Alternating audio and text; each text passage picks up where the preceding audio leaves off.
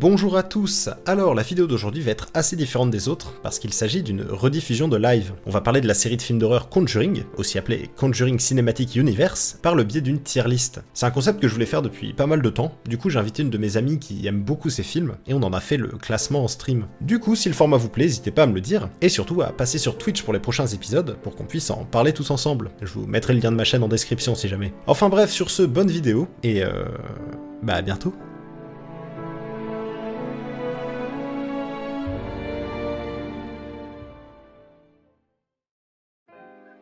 Et voilà, du coup, ces 8 films, ils sont sortis entre 2013 et 2021, Yes. je crois. Non, il n'y en a pas un qui est sorti l'année dernière ou cette année? L'année dernière. Le dernier, c'est Conjuring 3. Ah mais on est en 2022.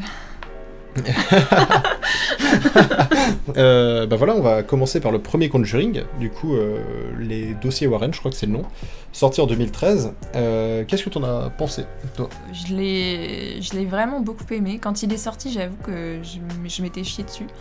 Et j'aimais juste pour ça, en fait. Mais maintenant que je suis un petit peu une connaisseuse de films d'horreur, je l'aime surtout parce que je pense qu'il est très différent de ce qu'on peut trouver dans le cinéma d'horreur mainstream, parce que ça reste assez mainstream, quoi, tout ce qui est de la famille Conjuring. Mais ça se base quand même sur autre chose que simplement un antagoniste avec du maquillage moche, dégoulinant de trucs visqueux, de sang partout, de jumpscares. C'est des films qui sont... Conjuring 1, c'est un film qui est très très esthétique, qui est très léché, qui est très... même l'histoire, elle est pas faite à l'arrache, quoi. Tout est très calculé, tout est très intelligemment fait. Et ça fait du bien de ne pas être prise pour une conne par un réalisateur de films d'horreur. Ouais, ça j'avoue que, de toute façon, c'est James Wan qui a fait les deux premiers Conjuring, je crois que c'est les seuls qu'il a fait dans toute la saga. Et c'est vrai, je te rejoins complètement là-dessus. J'ai toujours bien aimé les films d'horreur, c'est vrai que j'en consomme beaucoup plus depuis mon adolescence, et c'est vrai que, en fait, c'est surtout ça, c'est qu'il est très novateur ce film, je trouve, parce que, déjà, le réalisateur te prend pas pour un con, il construit vraiment une histoire, et en fait, ouais, il construit une ambiance, et à une époque où, dans les années 2000, les films d'horreur, souvent, c'était Scream, Souviens-toi l'été dernier, c'est pas vraiment des films d'horreur, mais... souvent, c'était des trucs assez vus et revus, en fait, faits et refaits, ou des films, vraiment, c'était un peu des merdes, genre, je sais pas... The Devil's Inside, là, c'est un film qui, je sais pas pourquoi il m'avait marqué, qui est sorti dans les années 2000 et quelques. En fait, c'est la première fois que t'as l'impression qu'il y avait quelqu'un qui mettait vraiment du budget, qui faisait un peu un film d'auteur dans un film d'horreur, en fait. Oui, c'est ça. Et je trouve que ça rend en fait tout de suite le projet beaucoup plus intéressant, et même le film beaucoup plus angoissant, en fait. Parce que cette fois-ci, ça te prend au corps, les personnages sont super bien travaillés, ils sont vachement intéressants et tu t'attaches beaucoup à eux. C'est un peu un huis clos finalement parce que tout le film se passe dans la même maison. Je trouve que tout est bien fait, le film est vachement bien rythmé en fait, tout simplement. Et c'est vrai, ouais, et puis même, il y a des scènes qui sont vraiment à couper le souffle, quoi. Comme la scène de la cave là, où quand t'as Lorraine qui tombe dans la cheminée, je sais pas trop quoi, et qui finit par se ramasser dans la cave, et que là t'as tous les fantômes et tout qui apparaissent. En fait, c'est ça qui est fort, c'est que tu sais plus ou moins à quel moment tu vas avoir peur, tout ça, mais en fait, c'est tellement bien fait que tu rentres vraiment dans le jeu, en fait. Et j'avoue que à une époque où les films d'horreur, ça se cantonnait un peu à pas faire peur, en fait. Tout simplement, c'est juste un tueur, voilà, qui chasse des étudiantes, avec des décolletés dans la forêt. Là, c'est vrai que ça redonnait vraiment un second souffle à ça. Et notamment, je pense que beaucoup des qualités du film passent par le couple Warren, en fait, les deux héros en quelque sorte, Ed et Lorraine Warren, qui vont apporter une véritable lumière dans les ténèbres du film, quoi. C'est vrai que la famille, quand ça commence, tu vois que petit à petit c'est de pire en pire, et tu sens que quand ils arrivent, putain, ça fait du bien, quoi. Et ça, j'avoue que c'est surtout un avantage pour le 2, Conjuring 2. Oui. Mais on voilà. le ressent dans le 1 déjà, les bases sont posées quand même à ce niveau-là aussi. Et puis même, les acteurs jouent super bien, les plans sont super beaux, il y a des façons de filmer qui sont super cool. Et je trouve que tout est fait pour servir l'angoisse du film. Ah oui, non, la scène, pardon, j'ai fait peur. La scène vraiment incroyable du film, c'est quand c'est la mère de famille qui joue à son jeu là, c'est la pire idée ce jeu, un cache-clap là et tout, avec ses filles, et qu'elle se retrouve enfermée dans la cave. Et voilà, enfin il y a plein de scènes du coup qui sont vachement marquantes, et oui, j'avoue que... Alors, je le mettrai pas moi dans excellent non plus ce film, mais je dois dire que j'ai quand même beaucoup aimé, je trouve qu'il a plein de qualités. Moi en vrai je pense que je le mettrais dans très bon, tu vois. Ouais. Et je pense que excellent c'est vraiment entre 18 et 20. Et puis... Il y a peu de choses à redire, alors que... Ouais, mais Conjuring, il y a déjà peu de choses à redire dans celui-là. Mais le problème, c'est que je sais ce qui arrive après. Et du coup, c'est ça. Ça me donne un peu envie de changer mon... Enfin, de ne pas galvauder les excellents, quoi. Enfin bref. Du coup, après le premier Conjuring, il y a eu le premier Annabelle, qui est en fait une sorte de spin-off en fait, finalement, du premier film, vu que on voit la poupée au début de The Conjuring. Et voilà, Annabelle, donc le premier qui est sorti en 2014. Toi, qu'est-ce que t'en as pensé ? Je me suis énormément chiée dessus, pareil. La première fois que je l'ai regardé, honnêtement, j'ai trouvé que c'était vraiment un chef-d'œuvre d'angoisse. J'ai rarement eu aussi peur en fait en regardant un film, parce que je trouve qu'il n'y a pas de répit. J'ai l'impression que ma dernière syllabe elle s'est effacée. Il n'y a pas de répit. Il y a souvent dans les films d'horreur, il y a ce truc où quand c'est la nuit, tu sais qu'il va se passer un truc, et donc t'es un peu sur tes gardes. Il y a de moins en moins de musique, il y a tout qui prête à un sursaut. Mais quand les protagonistes vont au travail, ou que le jour se lève, etc., tout va bien, tu peux te détendre, ils ont des conversations super mondaines et c'est sympa. Mais pas dans Annabelle. Dans Annabelle, peu importe qu'il fasse nuit ou jour, t'auras toujours peur. Peu importe si c'était en train de discuter tranquillement, il peut très bien y avoir une silhouette un peu bizarre qui se dessine dans l'arrière-plan. Donc j'avoue que pour ça, j'ai eu vraiment peur, et j'ai été très très très agréablement surprise. Et quelques années plus tard, et par quelques années plus tard, j'entends cette année, il y a genre quelques mois, je l'ai re-regardé après avoir vu Rosemary's Baby. Et en fait, je n'ai pas pu m'empêcher de voir tous les clins d'œil à Rosemary's Baby, qui est un excellent film, je vous le conseille. Et ça le rend encore plus génial, en fait, parce que tout est... La poussette, rien que le fait qu'ils habitent... quelle ville c'est dans les années 60, dans l'architecture, tout fait penser, en fait, à Rosemary's Baby, et puis même le côté grossesse... bébé, danger, quelque chose de s'en prendre à mon bébé, etc. C'est le sujet de Rosemary's Baby. Donc c'est vraiment génial en fait d'avoir fait un espèce de parallèle avec ce film, tout en restant dans sa propre histoire, mais en donnant un petit clin d'œil pour ceux qui aimaient bien le film, dont moi. En vrai, alors j'avoue que Annabelle, je l'ai trouvé excellent ce film. C'est vrai que c'est un putain de film d'horreur, et j'avoue que c'est le seul de la liste que je suis allé voir au cinéma. Et lui, j'étais pas bien quand je suis allé le voir, je me souviens très bien, c'était il y a 8 ans, mais je me souviens. Je faisais pas du tout le malin, c'était vraiment des scènes horribles, notamment celle de l'ascenseur, la cave, la poussette, l'escalier, enfin vraiment c'est une scène interminable qui dure vraiment 10 minutes où t'en peux plus, tellement t'es en stress, c'est horrible, mais en même temps c'est excellent quoi. Et j'avoue que c'est une des forces du film. Contrairement au premier Conjuring où t'avais l'impression qu'il y avait plein de gens et tout partout, et que t'avais des moments de répit, en fait là t'as rien de tout ça, là t'es en stress constant pendant tout le film, parce que qu'il fasse jour ou qu'il fasse nuit, comme tu disais, vraiment ils s'en battent les couilles, hein. Ils vont chercher à te faire peur, et surtout c'est la mère qui est seule chez elle en fait.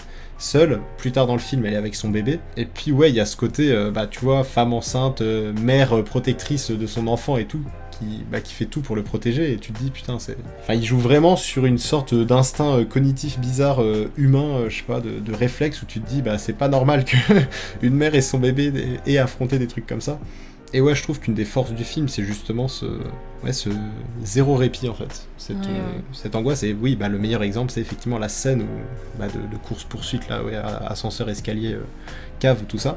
Et j'avoue que moi, c'était un truc qui m'avait surpris de fou dans le cinéma, c'est que je m'étais dit, en fait, ce genre de film, genre Annabelle, Conjuring, quand ça parle de démons, tout ça, c'est un peu, tu fais bouger un objet alors que y a rien qui aurait pu le faire bouger d'autre que, je sais pas, un esprit ou quelque chose comme ça. Tu te dis, ça fait peur, c'est bizarre, mais en fait, t'as peur tant que tu vois pas trop le danger ou l'ennemi, tu vois. Tant que c'est un truc un peu invisible, ça fait peur, mais c'est vrai que bah, t'as un peu tendance, quand tu vois la menace, l'ennemi et tout, à faire... En fait, ça te rassure. C'est bizarre, hein, mais bah, souvent, c'est pas très flippant, et puis bah, quand tu vois un grand méchant, un démon, des trucs comme ça, tu fais... Ouais, bon, au final, en fait, ça faisait plus peur quand il le montrait pas. C'est pas le cas dans Annabelle. Vraiment, ouais, vraiment, si on m'avait dit que dans un film d'horreur, à un moment, il y avait un démon avec des cornes de bouc et tout qui allait suivre à quatre pattes quelqu'un dans les escaliers, je me serais dit, c'est n'importe quoi. Et bah non, du coup. Ouais, et c'est un truc qui reviendra. C'est marrant dans tous les Annabelle après. C'est qu'on verra cette espèce de démon en noir là avec ses cornes et tout. Mais voilà, je trouve que c'est encore une fois très réussi. Mais à mes yeux, le premier Annabelle, je trouve qu'il est un cran en dessous du premier Conjuring à mes yeux. Bah, déjà, il n'y a pas le couple Warren, comment dire. Ouais, mais après, enfin, tu vois, c'est un film.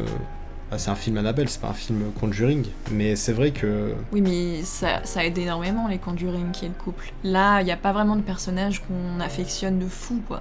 Il joue déjà mieux que la plupart des acteurs de films d'horreur, mais bon... Annabelle Wallis, si tu nous regardes, ce que t'es sûrement en train de faire. Oui, c'est en plus, ouais, je regarde Peaky Blinders en ce moment, c'est c'est l'actrice de Peaky Blinders. Elle est affligeante dans Peaky Blinders, je trouve, c'est le pire, enfin j'avais fait un spoiler, mais pire perso. En vrai, elle joue bien, enfin elle joue bien, elle est pas, c'est pas flagrant, tu vois, qu'elle joue comme un pied, mais enfin elle était l'impression, elle est toujours dans la même expression. Oui, c'est ça. Un peu ébahi, j'imite très bien. Ouais, mais, un peu la voir. Ébahi et puis enfin toujours un peu niaise, un peu je sais pas confuse tout ça. Enfin, elle a un peu toujours la même expression. Pseudo femme fatale, forte, indépendante. Ouais, mais je trouve que ça, je sais pas, ça marche pas. Mais après, j'avoue que bon, y a rien à redire dans Annabelle parce que vraiment elle joue bien. Mais en fait, je pense que c'est ça, le fait qu'il y ait qu'un seul personnage et tout. Alors c'est une vision de l'horreur assez différente, mais le fait qu'il y ait qu'un seul personnage qui douille dans le film, je trouve que bah je sais pas, c'est un peu c'est con ce que je veux dire, mais c'est un peu la solution de la facilité en fait, de choisir qu'une seule victime. Tu vois, parce que bah elle est toute seule, elle se sent seule et tout. Dans Conjuring, t'as 10 personnes qui se font emmerder par le démon, tu vois. Et puis là, il n'y a pas de problème pour les croire, il n'y a pas le « Mais non, qu'est-ce que tu racontes ? Il n'y a pas de démon, t'inquiète pas, ça n'existe pas. » Enfin, ce fameux personnage insupportable. Enfin bref, du coup, à mes yeux, je dois dire que le premier Annabelle, je le mettrais moi dans bon. Après toi, quel serait ton classement en vrai pour ce film? Moi, j'aurais peut-être mis dans très bon, mais c'est vrai que c'est Annabelle Wallis qui me saoule, moi.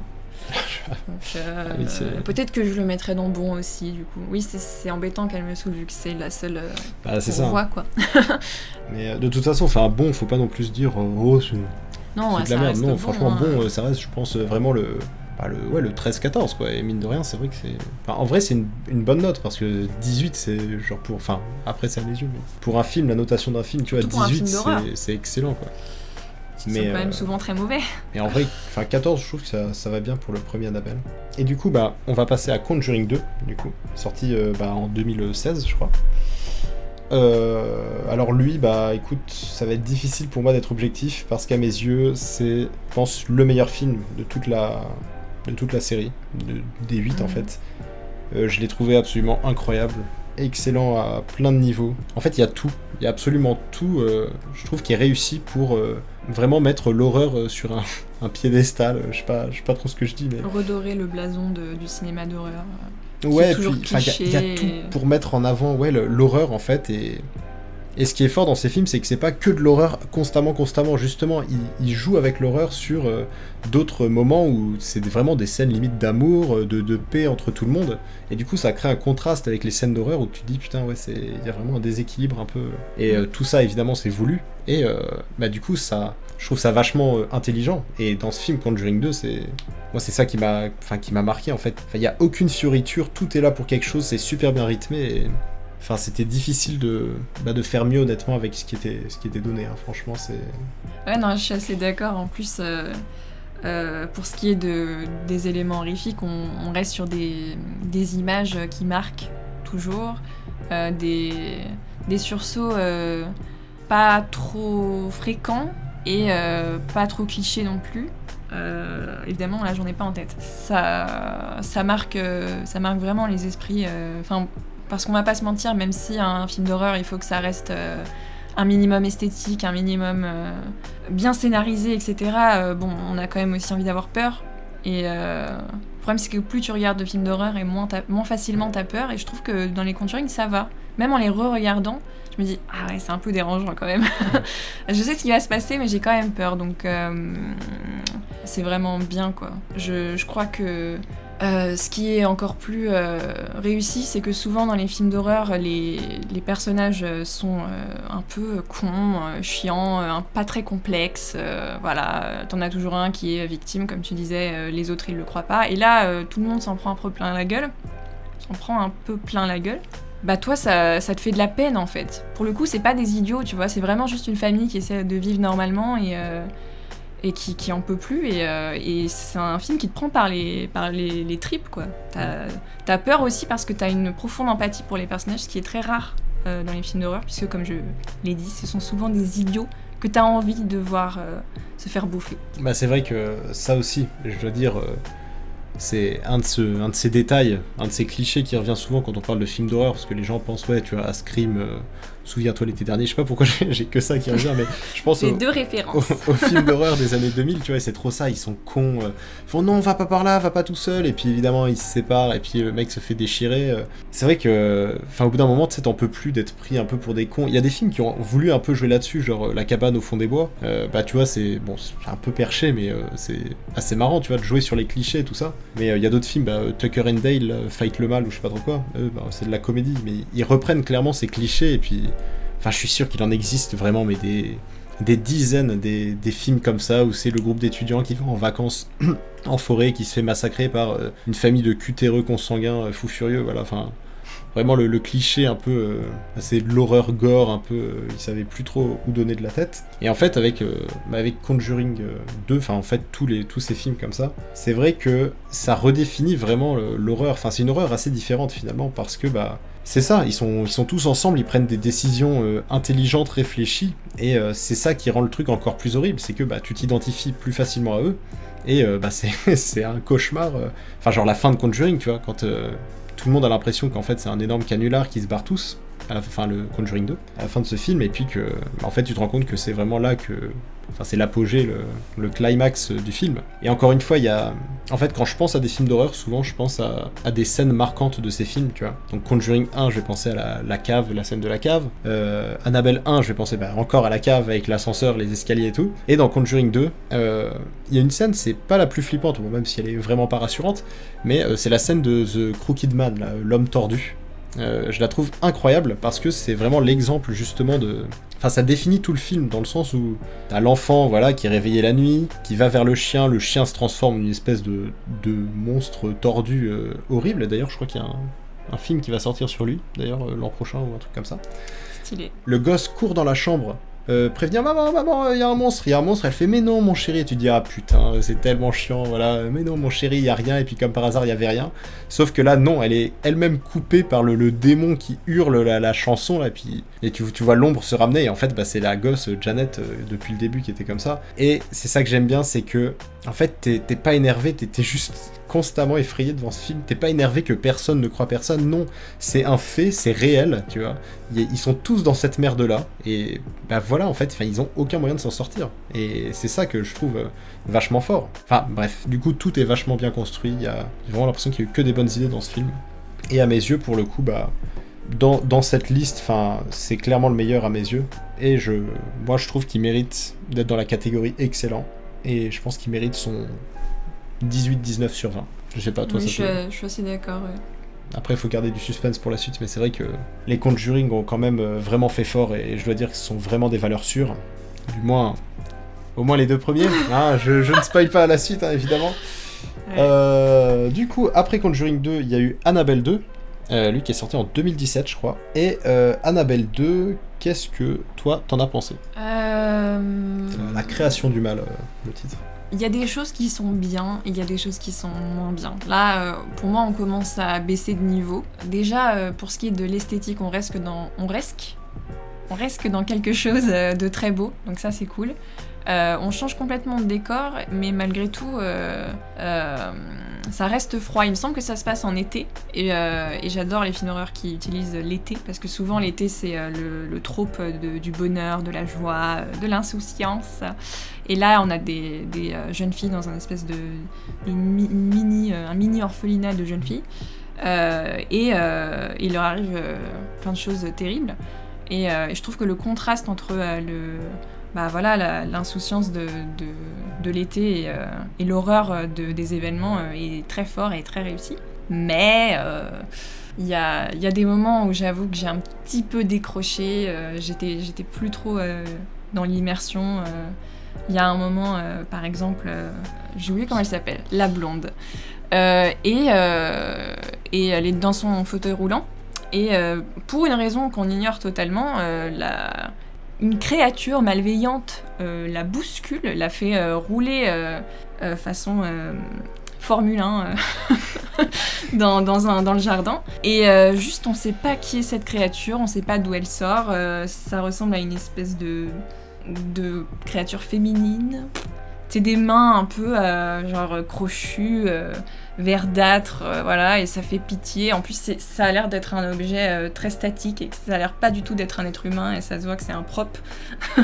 Et c'est vraiment très mal fait, et moi ça m'a complètement sorti du film. Puis c'est pareil, à un moment donné, il y a l'épouvantail qui est possédé.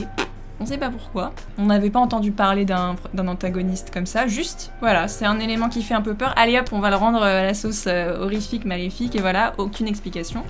Non.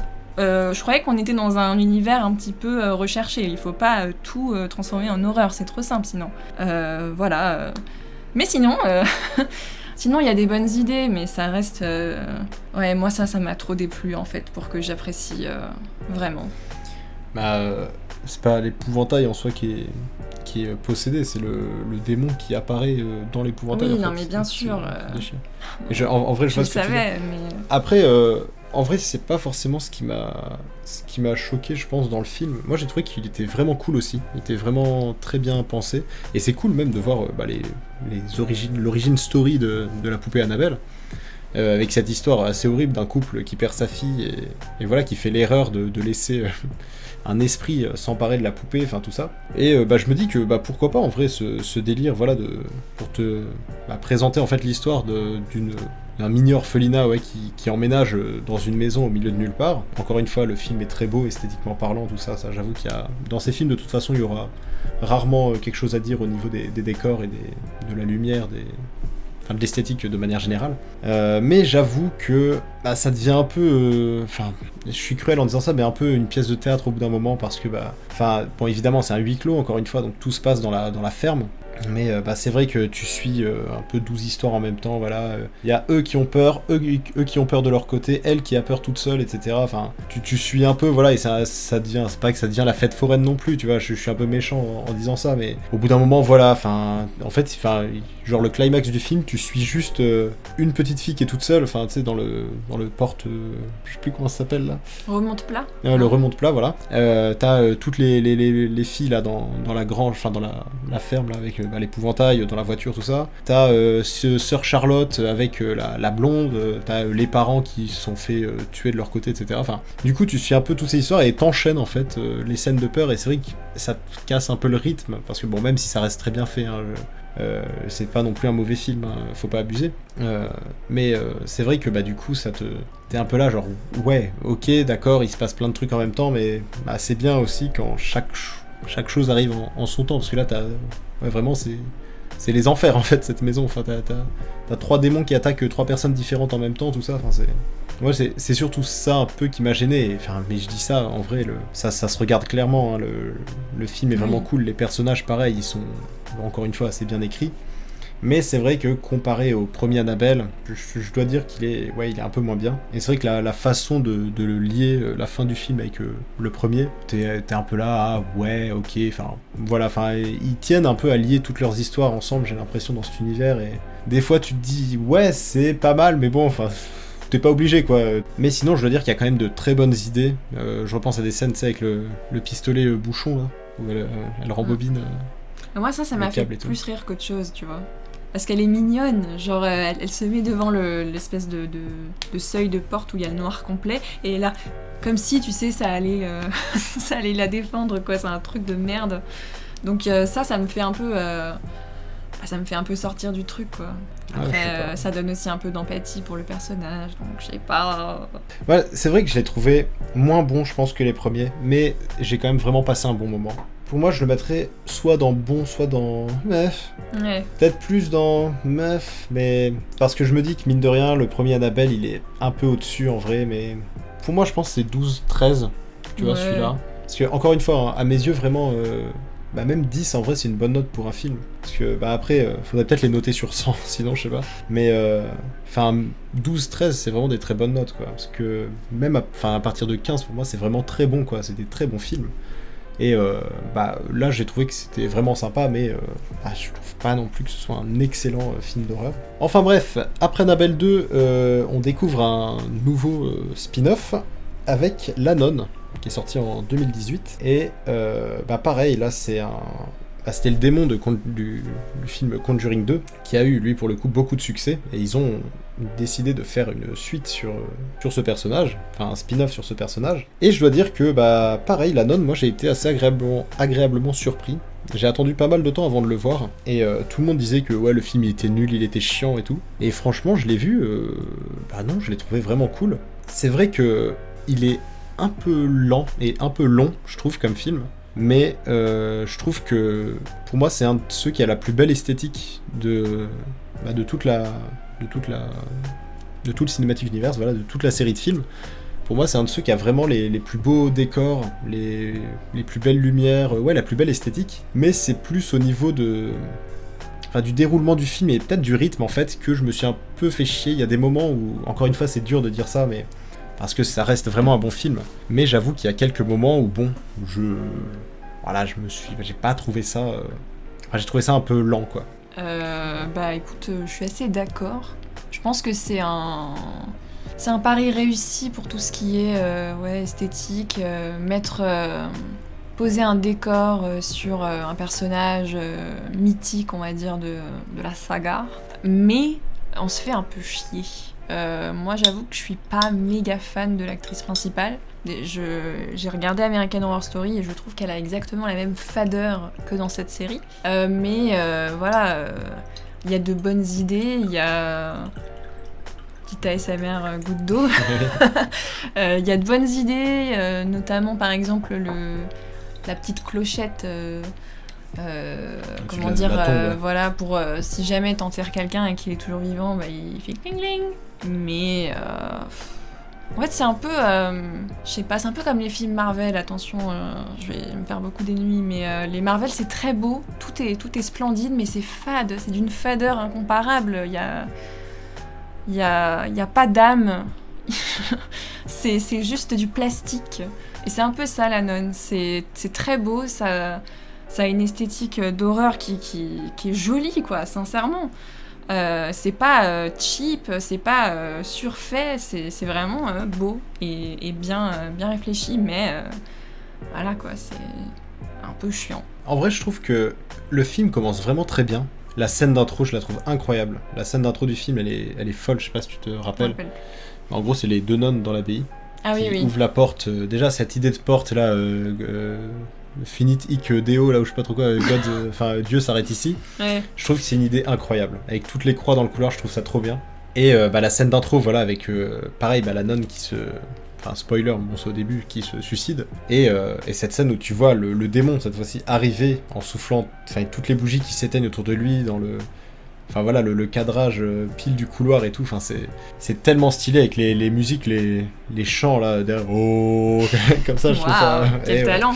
Je trouve ça tellement stylé. Et en fait, le problème, c'est que j'ai l'impression que le film, c'est pas qu'il se casse la gueule non plus après, mais il perd un peu en rythme et en intérêt, en fait. Et le problème, c'est vraiment le moment où il passe la porte, cette fois-ci, Dieu s'arrête ici, là. En fait, tu te fais un peu... une idée de ouf qu'il y a derrière cette porte, t'as limite l'impression que c'est les enfers. Et là, tu vois, il l'ouvre et tu te dis, ouais, c'est une cave, en fait, et... c'est méchant, évidemment, mais c'est vrai que, puis la fin, voilà, avec tous les petits jeux, toutes les meufs, toutes les... Nonnes. Les nonnes avec le masque sur la tête, voilà, je sais pas si tu te rappelles, les scènes de fin, tout ça, t'es un peu bon... Ouais, enfin, c'est cool, mais ouais, ça fait un peu. Ouais, un peu, ouais, film un peu Marvel de seconde zone comme ça, et qu'à la fin elle crache le sang du Christ sur la nonne et tout. Enfin, tu fais bon. Après, il y a des idées intéressantes. Je repense à l'espèce de plot twist où on s'aperçoit qu'en fait, il n'y a jamais eu de nonne Oui. Réellement vivante. Je sais plus comment elle s'appelle, Mia, je crois, ou je sais pas quoi. L'actrice principale. Ah, Thaïsa Farmiga. Voilà, Thaïsa Mia, voilà, c'est exactement la même Ouais. chose. Et ben, en fait, elle n'a jamais parlé à un être humain en chair et en os. Ça a toujours été des espèces de visions.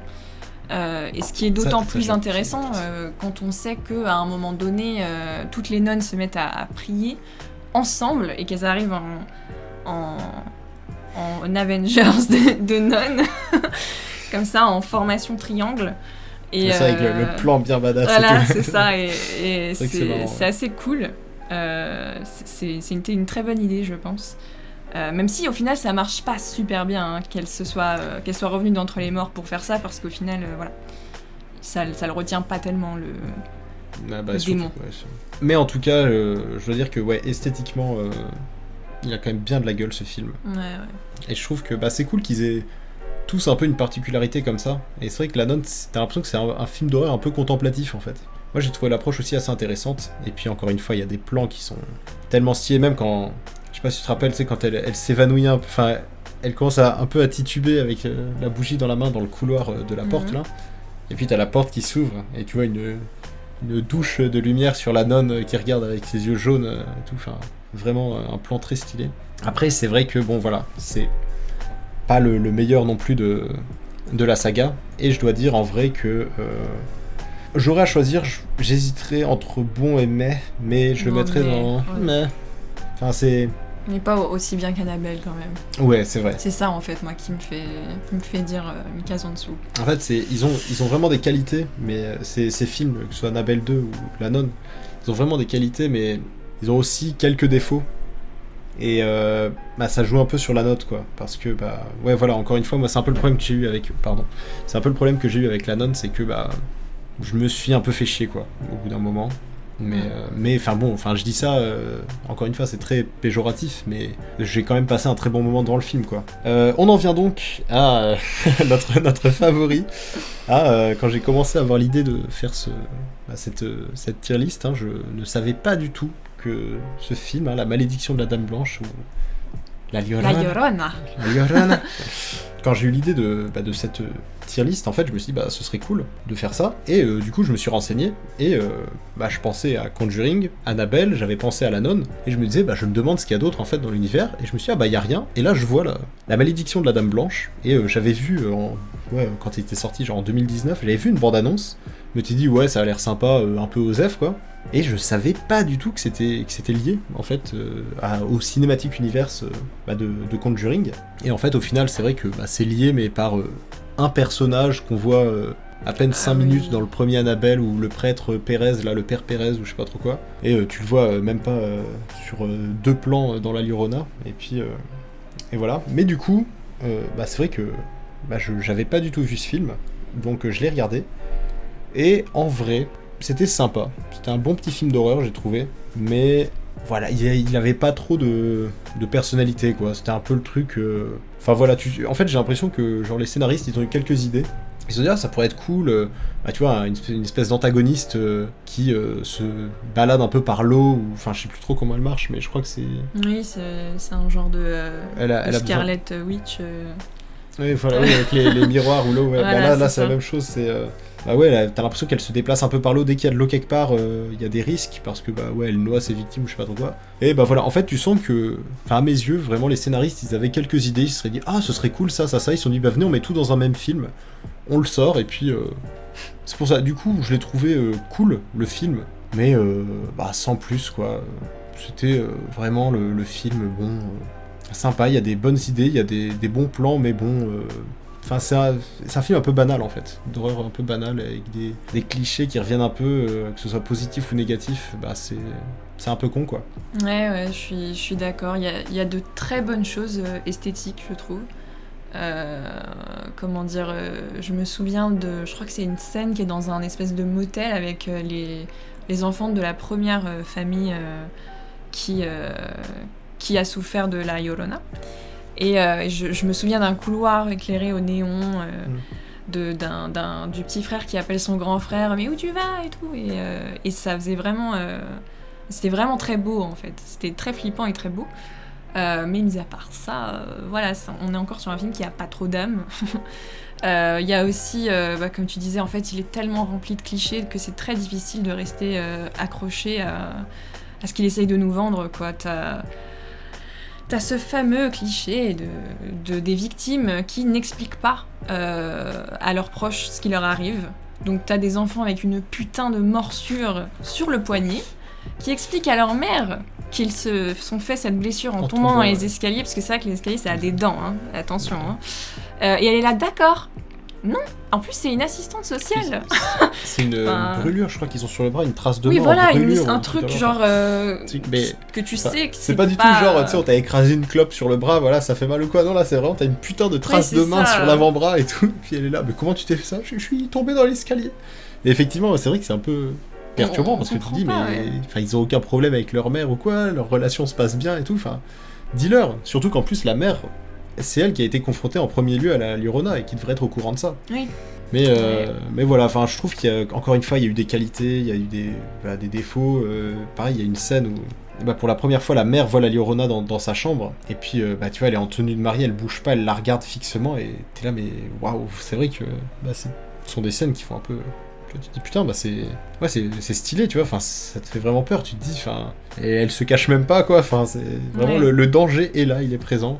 Et puis, pareil, tu vois, genre, il délimite avec des graines de Goya ou je sais pas trop quoi, là, des graines de Goya. Ouais, il délimite un périmètre où elle peut pas rentrer, et puis la gosse, elle va aller chercher son doudou par terre, elle effleure la ligne, elle la casse, et du coup, elle se fait choper par la Llorona, enfin bref, ça, c'est vraiment ce genre de cliché, bon, t'es un peu là...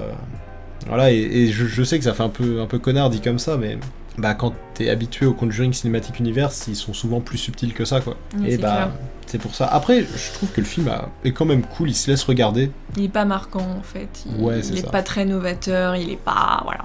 Et voilà, pour moi, c'est un peu le 10, le 9-10. En vrai, moi, je le mettrais dans Osef, je pense. Moi aussi.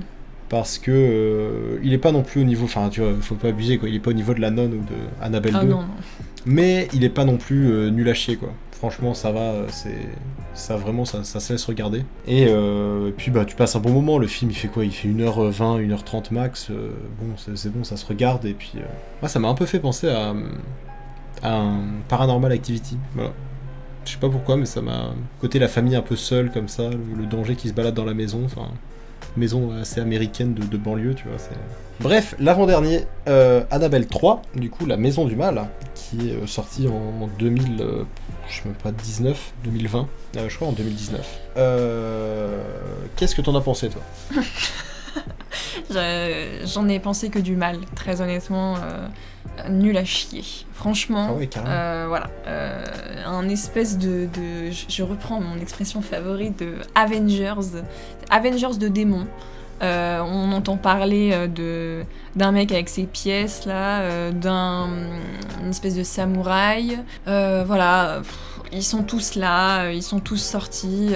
C'est vraiment le crossover de toutes les histoires d'horreur auxquelles ont été confrontés les Warren, qui viennent attaquer leur fille et sa babysitter ainsi que l'amie de celle-ci. Mais d'une manière tellement nulle et tellement pas subtile et on s'attarde tellement peu sur les personnages que du coup, les espèces de démons qui ont leur petite backstory, on s'attarde tellement peu sur eux que c'est pas...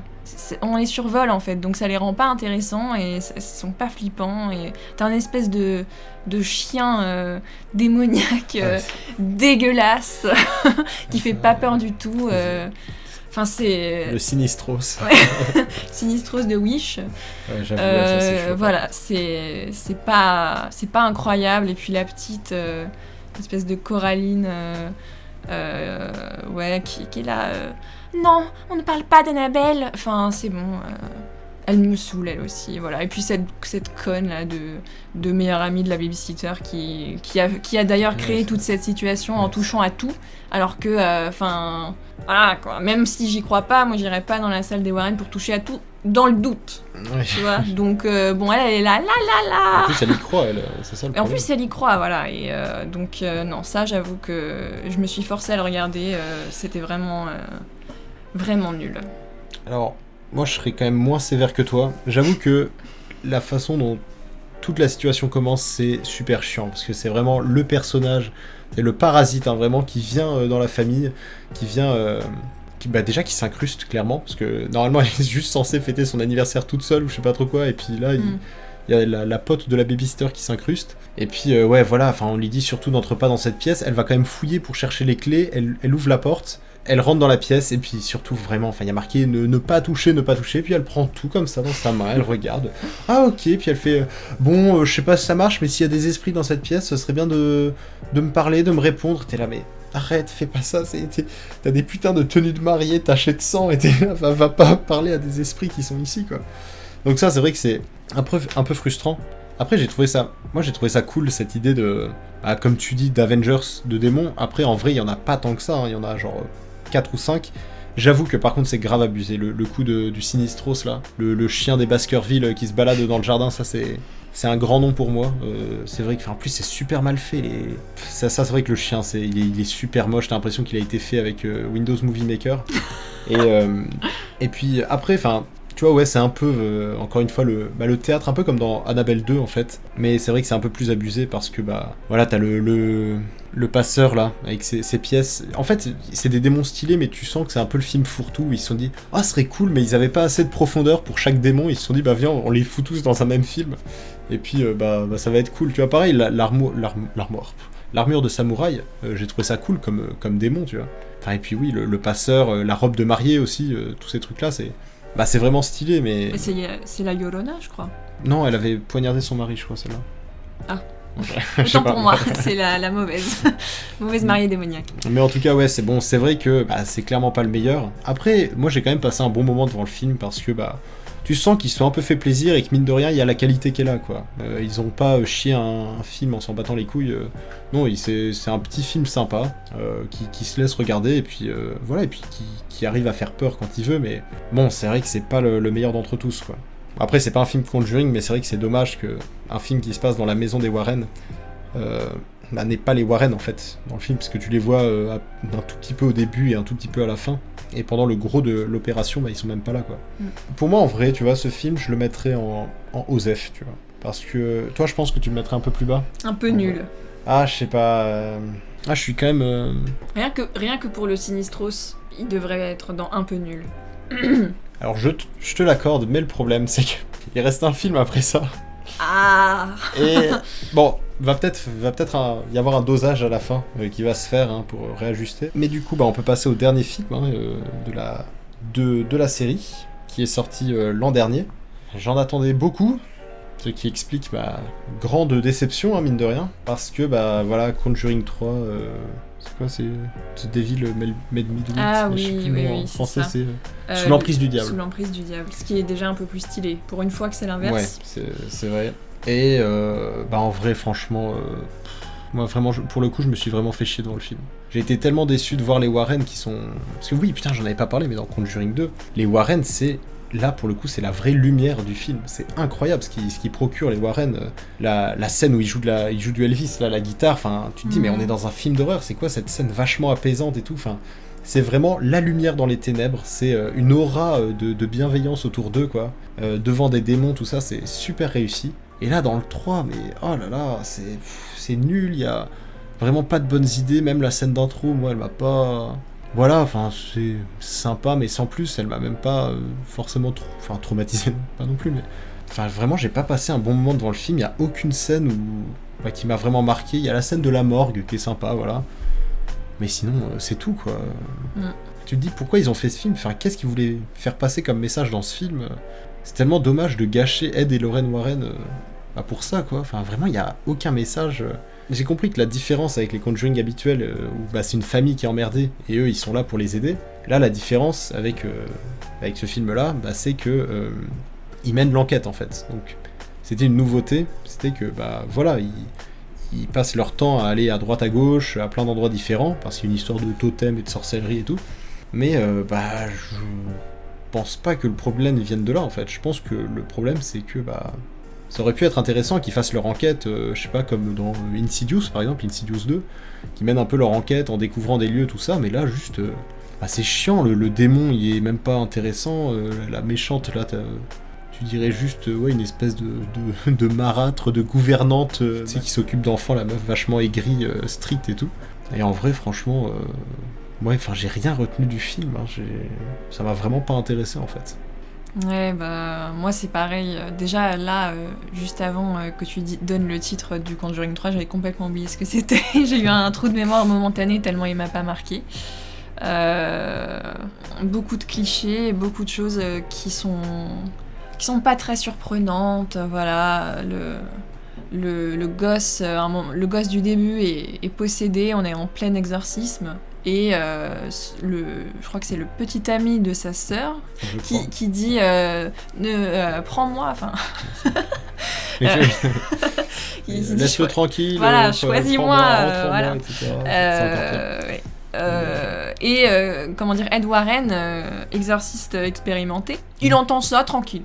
Il voit ça, il y a un plan sur lui qui voit ça, qui constate ça, qui fait oh, mon Dieu, il l'a possédé lui, mon Dieu, c'est terrible. Et bah après, pendant tout le film, il s'en bat les couilles. Il est là, ouais, genre, je me demande ce qui a pu causer ça. Mais tu étais là. Donc c'est vrai que c'est un petit peu rageant. Puis, moi, cet acteur-là est pas... Ouais, je le trouve un peu cliché dans son apparence, d'espèce de gringalet pâle, un peu Tim Burtonesque. Je sais pas, ça m'a pas touché quoi. Puis après il y a un truc qui était un tout petit peu intéressant, c'était tout le côté procès. C'est le premier procès dans lequel on plaide justement le fait d'avoir été possédé. Donc c'est un petit peu intéressant, mais en fait on s'en fout. Même t'as 3 scènes dans le film où tu vois oui, ça. C'est pas tant exploité que ça. En fait, je me souvenais même pas qu'on l'idée. le procès dans le film, tu vois. On le voit assez souvent, mais c'est vrai que c'est pas pareil, très mémorable. Pareil, la fin dans l'infirmerie là où le mec ça il s'envole avec les vitres qui se brisent et tout, et là bon. Enfin, ouais, je sais pas, c'est tellement anticlimatique. C'est pas. Puis il y a aussi, oh là là, ce moment horrible où la meuf du couple Warren, Lorraine, essaye de prouver à la police qu'elle est réellement médium. Et ça fait vraiment exactement comme la série Medium, hein, où l'actrice principale travaille depuis des années avec le bureau du procureur et tous les membres de l'équipe, mais elle doit constamment prouver qu'elle est bien médium. Et là, Lorraine, c'est pareil. Nous, on s'en bat les couilles de ça. On sait très bien qu'elle est médium. Et on a une pauvre scène de merde où elle est là avec des armes du crime. Quel couteau a servi pour le meurtre ? Assassinat en 1983. Non, enfin, ça apporte une espèce de comic relief qu'on n'avait pas demandé. Et ça gâche tout, quoi. Et on perd du temps aussi. Et puis la fin. Faut pas oublier la fin aussi, là, dans les espèces de couloirs dans la cave et tout, où ils se poursuivent, et puis t'as Ed, là, qui a 2 doigts de pulvériser sa femme, et elle fait « Non, regarde dans ton cœur, nous nous aimons, etc. » Et puis, tu vois, oh là là, enfin, c'est... Tu vois, c'est con, mais dans Conjuring 2, c'était tellement bien fait, ça. Toute la scène de déclaration un peu d'amour comme ça, c'était super bien fait. Et là, dans Conjuring 3, c'est mal amené, c'est nul, quoi. Vraiment, c'est nul. Et honnêtement, très honnêtement, même si je prends du recul, en fait, j'essaye de me dire faut le voir comme n'importe quel film, mais non, parce qu'il porte le nom de Conjuring, en fait. Donc il doit faire honneur au film précédent. Et franchement, j'hésite entre un peu nul et mauvais, et je serais tenté de le mettre dans mauvais. Je sais pas ce que tu penses de ce classement. Hein. Non, je suis assez d'accord. Si c'était pas un Conjuring, j'aurais pu le mettre dans un peu nul ou Osef. Mais étant donné la qualité des premiers, le contraste est trop fort en fait pour pas qu'on sévisse, nous fameux jury. Non, ouais, c'est voilà. Ouais, non, mais c'est ça, t'as raison. Hein. En vrai, c'est pas normal qu'un film Conjuring soit. Et cette gueule-là, évidemment, il est pas réalisé par James Wan, celui-là. Je sais même pas par qui il a été réalisé. Mais ça se sent en fait. Et puis même, la réalisation, elle a pas trop d'âme en fait. Elle a pas trop de personnalité. Contrairement aux 2 premiers qui étaient vraiment super bien à ce niveau-là. Et du coup, voilà, je suis un peu... moi, j'ai vraiment été déçu par ça. Donc là, visiblement, il y a d'autres films qui vont arriver dans les années à venir. Donc j'espère que... ils rattraperont un peu le coup. Hein, parce que c'est vrai que Et 2-3 derniers, là, c'était pas incroyable non plus. Hein. Et j'espère qu'il y aura peut-être un Conjuring 4 qui sera pas forcément fait par James Wan, mais ce serait bien que, voilà, on retrouve un peu des Warren intéressants. Enfin bref, t'as quelque chose à ajouter, toi? Non. Ok. Point. Très bien. Je pense qu'on a fini. Donc voilà, merci beaucoup. Hein. C'était notre petite tier list du Conjuring Cinematic Universe. Alors c'est vrai qu'on s'est pas mal attardé quand même sur chacun des films, mais c'est vrai que moi c'est un peu une saga qui me tient à cœur, parce que ce sont vraiment un peu les films d'horreur, les nouveaux films d'horreur, tu vois, qui sont sortis il y a un peu 10 ans, avec les Insidious ou les séries un peu comme ça, qui ont un peu renouvelé le genre, et James Wan, hein. Et du coup ça me tient particulièrement à cœur, parce que je trouve que ce sont des très bons films d'horreur, et même si je les connais par cœur, à chaque fois que je les revois, c'est un peu toujours la même chose, et je continue à avoir peur. Ouais, je partage ton avis. Je pense que je ne me lasserai pas de les regarder, en tout cas, au moins pour les 2 premiers Conjuring, et pour le premier Annabelle. Les autres, bon... Enfin bon, en tout cas, c'est la fin de cette tier list et du coup de cette vidéo. Donc merci beaucoup. N'hésitez pas à partager vous votre tier list. Je vais essayer de la laisser sur le site Tier List Maker si jamais vous avez envie de la faire, je sais pas, avec des potes ou des trucs comme ça. Et puis pourquoi pas en refaire des comme ça, parce que c'est vrai que c'est assez sympa de partager son avis et puis d'en discuter avec d'autres personnes. En tout cas, écoute, merci à toi. Mais merci à toi. Ça me touche. Et puis à bientôt. Allez, ciao.